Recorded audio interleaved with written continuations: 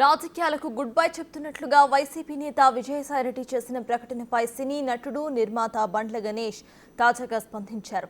ఈ మేరకు ఎక్స్ వేదికగా ఓ పోస్ట్ పెట్టారు ఆయన. అధికారం ఉన్నప్పుడు అనుభవించి కష్టాల్లో ఉన్నప్పుడు వదిలి వెళ్లిపోవటం ఇప్పుడు చాలా మంది రాజకీయ నాయకులకు ఒక ఫ్యాషన్గా మారిపోయిందని అన్నారు. ఇది ధర్మమేనా అని ఎక్స్ వేదికగా ఆయన ప్రశ్నించారు. సాయిరెడ్డి రిజైన్ పై బీజేపీ నేత భానుప్రకాష్ రెడ్డి స్పందించారు.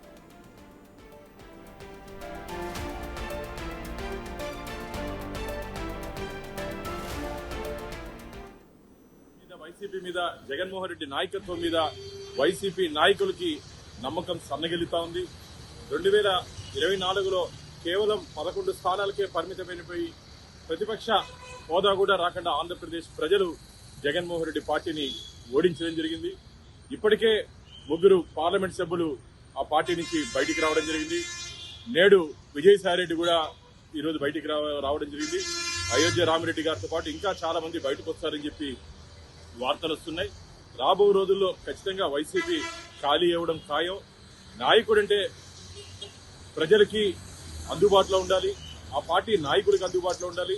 జగన్మోహన్ రెడ్డి కేవలం తాడేపల్లి ప్యాలెస్ కు మాత్రమే పరిమితమైపోయాడు తప్ప ఆ పార్టీ క్యాడర్కి కానీ నాయకులకు కానీ అందుబాటులో లేకుండా గాల్లో తిరిగే ముఖ్యమంత్రిగా జగన్మోహన్ రెడ్డి మిగిలిపోయాడు. అందుకనే ప్రజలు వైసీపీ నాయకులు జగన్మోహన్ రెడ్డిని గాల్లోనే త్రిశంకు స్వర్గంలోనే పెట్టేశారని చెప్పి మేము భావిస్తున్నాం.